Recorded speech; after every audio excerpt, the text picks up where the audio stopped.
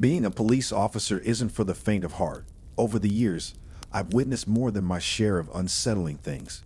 But one night in particular stands out, a night that still haunts me to this day.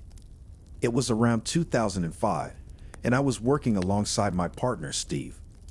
We were called to respond to a domestic abuse report, a routine call that, at the time, didn't seem like a big deal. The call was made by a neighbor, someone who had heard shouting and things breaking in the house next door. We'd arrived at the address, a small, unassuming house at the end of a quiet street. The door was wide open when we got there, which immediately set off alarm bells in my mind. As soon as we stepped inside, we were hit with the overwhelming scent of marijuana, thick and pungent, almost suffocating. But it wasn't just the smell of weed. There was something else, a chemical odor that made the hair on the back of my neck stand up. It smelled like meth or maybe cocaine, the kind of stuff that always leads to trouble. Steve and I made our presence known, calling out for the couple to come into sight. Instead of a response, we heard a thud from upstairs, a heavy, unsettling sound that seemed to rattle the very air in the house. Steve's hand instinctively moved to his holster, ready to draw his gun. I wasn't as nervous yet, but the tension was thick enough to cut with a knife. Steve whispered for me to move quietly up the stairs. Normally, I would have rolled my eyes at his paranoia, but something about this situation felt off, so I decided to follow his lead. The upstairs hallway was narrow, with 3 doors. 2 were open, and 1 was closed. The thud had come from behind the closed door. My heart was pounding as I approached it. I banged on the door, announcing ourselves again, but there was no response. Taking a deep breath, I swung the door open, and the first thing that hit me was the smell, a stench so foul it made me gag. And then I saw it, a body, lying motionless on the bed. Even in the dim light, it was clear that the person had been dead for a while. The skin was discolored, the body bloated. Steve immediately turned on the light, and the sight before us was even worse than I had imagined. The body was rotting, the room filled with flies. We drew our guns, adrenaline surging through our veins. I told Steve to check the rest of the room while I searched the rest of the house. My hands were shaking, and I could barely keep a grip on the doorknob as I moved to the next room. The fear that I could die at any moment was overwhelming. I finally gathered the courage to turn the knob and push the door open. The room was small and claustrophobic, with no windows and no furniture except for a dirty old cot. I turned the light on, and the emptiness of the room was almost more unsettling than if someone had been in there. It felt like a place where someone had been kept, hidden away from the world. Just as I was about to leave, I heard Steve scream from the other room. My heart nearly stopped as I rushed across the hallway, fearing the worst. When I got there, Steve had his gun trained on a shirtless man who was lying flat on top of a dresser, as if trying to blend in with the furniture. We shouted at him to come down, our voices echoing through the small space. That's when something grabbed my ankle, trying to pull me to the floor. I looked down and saw a hand emerging from under the bed, gripping my leg with surprising strength. Panic surged through me, and I stomped on the arm with my free foot, pulling out a frail, disheveled woman who was clearly high on something. Her eyes were wild, her movements erratic. We cuffed both of them, their screams of protest filling the house as we dragged them outside. But as we reached the front door, we heard a scream from upstairs, a blood-curdling sound that froze me in my tracks. I turned just in time to see a man charging down the stairs, a knife raised high above his head. In that split second, I thought it was all over, but Steve reacted quickly, firing his gun and stopping the man just inches from me. It turned out that we had stumbled upon a crack house. The dead woman in the bed had been killed by the man we arrested, a crime he admitted to as we interrogated him. He claimed she owed him money, and when she couldn't pay, he decided to take her life. The man was sentenced to life without parole, while the woman was given 30 years. Steve never expressed any regret for what he did that night, saying that he just rid the world of one more piece of trash. But for me, the memory of that night still lingers, a reminder of just how close we came to death. If you've made it this far, you're 100% a horror fanatic, and we approve. If you love our campfire-themed horror storytelling experience, hit that subscribe button so you don't miss out on our daily uploads.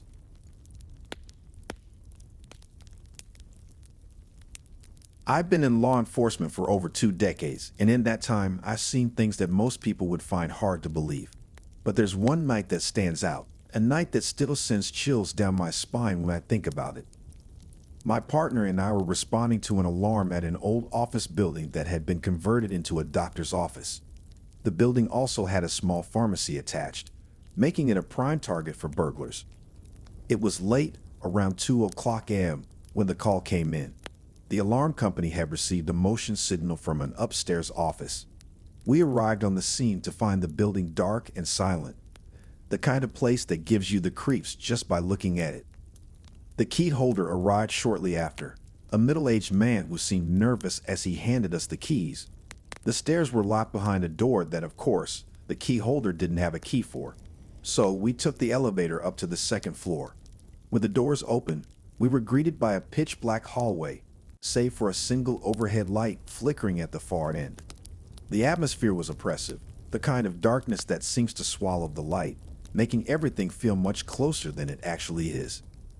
We began checking the doors, one by one, making sure they were all locked. Everything seemed normal until we reached the last office. The door was slightly ajar, a detail that set my nerves on edge. We pushed it open to find an unused office space, a large waiting room with a few empty exam rooms branching off. We cleared the rooms quickly, finding nothing out of the ordinary. But as we exited the office, something felt wrong. I couldn't put my finger on it at first, but then I realized what it was. The overhead light that had been on when we arrived was now off. In its place, another light at the opposite end of the hallway had flicked on, casting an eerie glow over the corridor. I looked at my partner, and he was as pale as a ghost. "Weren't all those doors closed and locked when we came in?" he asked, his voice trembling. I nodded, a sinking feeling in my gut. Sure enough, all the doors we had just checked were now standing wide open. The hair on the back of my neck stood up as we began clearing the offices again, this time with a heightened sense of urgency. Each room was empty, but the feeling of being watched was overwhelming. Just as we were about to leave, the main door to the hallway slammed shut with a force that made me jump. Our radios crackled to life with a burst of static, the feedback so loud it made me wince. At that point, I just wanted to get the hell out of there. We rushed back to the elevator, the oppressive silence of the building pressing down on us as we descended to the first floor. When we got back down, the key holder was nowhere to be found. I radioed dispatch, asking for a callback number so I could let him know what we had found. But what dispatch told me sent a chill down my spine. They said the key holder was still en route, with an estimated arrival time of 5 minutes. I froze, the realization hitting me like a ton of bricks. If the key holder hadn't arrived yet, then who had let us into the building? When the real key holder finally arrived, I described the man who had given us the keys. Her face went pale as she listened. "That sounds like one of the doctors who used to lease an office on the second floor," she said, her voice shaky. "But he committed suicide at his summer home a few days ago." The words hung in the air, heavy and suffocating. I didn't know what to say, my mind racing with the implications of what we had just experienced. The building felt colder, more sinister, as if the walls themselves were closing in. We left shortly after, the eerie encounter etched into my memory, a reminder that sometimes the dead aren't as far away as we'd like to think.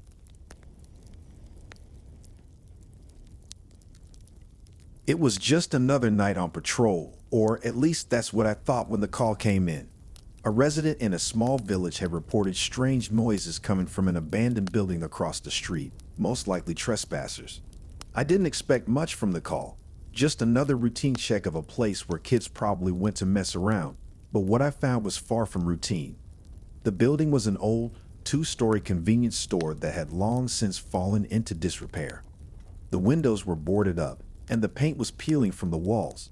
The place had an air of abandonment, a forgotten relic of a time when it was bustling with life. As I approached, the silence was almost deafening, the kind of quiet that makes your skin crawl. I entered the building, the stale air hitting me like a wall. The lights didn't work, so I had to rely on my flashlight to see. The shelves were bare, the counter covered in dust, and the entire place felt like it hadn't seen a living soul in years. I moved cautiously through the aisles, my flashlight cutting through the darkness. Each step echoed through the empty space, the sound bouncing off the walls like a sinister reminder that I was alone in this place. After checking the first floor and finding nothing, I made my way upstairs. The second floor was just as empty, the aisles devoid of anything but dust and debris. I was about to call it a night, chalking the noise up to the building settling, when something caught my eye. As I was walking back to my car, I glanced back at the building and saw a figure standing at one of the upstairs windows. It was a woman, her long gray hair hanging past her shoulders. She was smiling, a wide, unnerving smile that made my blood run cold. Her eyes seemed to bore into me, filled with a kind of malice that I couldn't explain. I hesitated for a moment, my instincts screaming at me to leave, but I couldn't just walk away. I rushed back inside, taking the stairs two at a time, determined to find out who she was and what she was doing there. When I reached the window, there was no one there. The room was empty, just as it had been when I checked it earlier.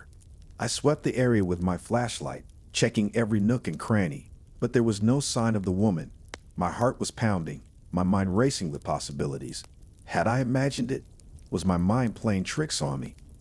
I was about to leave again when I saw her, out of the corner of my eye. She was hanging from the ceiling, her body twisted in an unnatural position. Her hands were gripping two hook-like objects embedded in the ceiling, and her feet were braced against the tiles for support. Her smile was still there, wide and mocking, as she stared down at me. Panic surged through me, and I bolted out of the building, running back to my car as fast as I could. I didn't stop until I was back at the station, my heart still racing. I reported what I had seen, but I could tell my colleagues didn't believe me. They chalked it up to exhaustion, maybe a trick of the light. But I knew what I had seen, and the image of that woman, smiling down at me from the ceiling, is something I'll never forget. In all my years as a police officer in rural Georgia, I've only had a few experiences that truly terrify me. But there was one night that stands out above the rest, a night that made me question everything I thought I knew about the world. It was a slow night, and I was patrolling the dirt roads in my cruiser.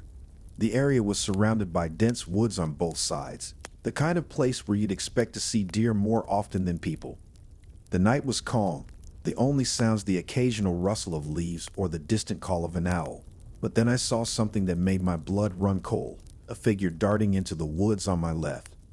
I only caught a glimpse, but it was enough to make me stop. I pulled the car over and shined my spotlight into the trees, but there was nothing there, just the dark shapes of trees swaying gently in the wind. My gut told me to drive away, to leave whatever it was alone, but my duty as an officer kept me rooted to the spot. I had to investigate. I stepped out of the car, my hand hovering over my holster as I cautiously approached the woods. The darkness was almost suffocating, the trees casting long shadows that seemed to stretch out like fingers, reaching for me. I was terrified, every nerve in my body screaming at me to get back in the car. But I pressed on, my flashlight cutting through the gloom as I searched for any sign of the figure I had seen. And then I heard it, the snap of a branch, the unmistakable sound of someone moving through the underbrush. My heart leaped into my throat as I called out, demanding that whoever it was show themselves. A figure stepped out from behind a tree, wearing a mask that obscured their face. I ordered them to raise their hands and remove the mask, but they just stood there, staring at me with those cold, blank eyes. I shouted again, this time with more authority, but the figure didn't move. Instead, they glanced to their left, as if looking for something, and then back at me. That's when I heard the footsteps, soft at first, but growing louder, coming from all around me. My blood ran cold as I realized I was surrounded. Figures began to emerge from the trees, each one wearing a mask, each one holding a weapon, a knife, an axe, something sharp and menacing. They formed a loose circle around me, blocking off every escape route except for the one behind me. There were at least 10 of them, their eyes glinting in the moonlight as they stared me down. For a moment I stood there, frozen with fear, my gun raised but my hands shaking too much to aim. And then one of them, a tall figure with a deep, muffled voice, spoke. "Go away," they said. the words sending a shiver down my spine. It wasn't a threat, but a warning, one that I knew I had to heed. I turned and ran, my legs pumping as fast as they could carry me back to the car. I didn't stop until I was inside, the doors locked, the engine roaring to life. As I sped down the road, I grabbed the radio and called for backup, my voice trembling as I reported what had happened. When the search squad arrived, the group was gone, vanished into the night as if they had never been there. To this day, I believe I stumbled upon something sinister that night, some kind of secret gathering, a twisted ritual that I was never meant to see. If I hadn't been a police officer, if they hadn't recognized the authority in my voice, I'm convinced they would have done something far worse than just tell me to leave. And that thought is something that will haunt me for the rest of my life.